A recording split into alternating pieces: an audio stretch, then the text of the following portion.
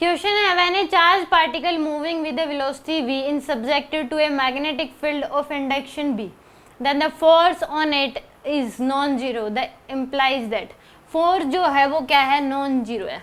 तो हमें पता है कि एक मूविंग चार्ज पार्टिकल पे जो मैग्नेटिक फोर्स की वैल्यू होती है वो होती है Q इंटू में V क्रॉस B, यानी कि Fm की जो वैल्यू है वो क्या हो जाएगी आपके पास, Q V B sine theta. अब इसमें बोला एंगल बिटवीन इज आइदर 0 और 180। 0 डिग्री होगा तो भी फोर्स की वैल्यू 0, थीटा की वैल्यू 0 डिग्री, थीटा की वैल्यू 180 डिग्री होगी तो भी मैग्नेटिक फोर्स की वैल्यू क्या आएगी, 0। बट इसने बोला नॉन जीरो।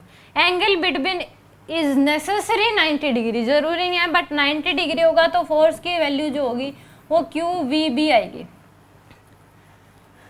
अब इसने कहा है बट जरूरी नहीं है 90 के अलावा 0 180 के अलावा 90 है, 30 है, 60 है तो फोर्स तो लगेगा, उस केस में तो जरूरी नहीं 90 हो। Angle between can have any value other than 90, but 90 के केस में भी 0 नहीं होता, मैक्सिमम होता है क्यू वी बी। तो इसने कहा 90 के अलावा कोई भी एंगल हुआ तो मैग्नेटिक फोर्स की वैल्यू नॉन जीरो नहीं होगी, तो ये भी गलत है क्योंकि 90 के अलावा अगर 0 और 180 हुआ तो मैग्नेटिक फोर्स 0 होता है, तो इस केस में भी गलत हो गया, तो ये भी गलत है, ये भी गलत।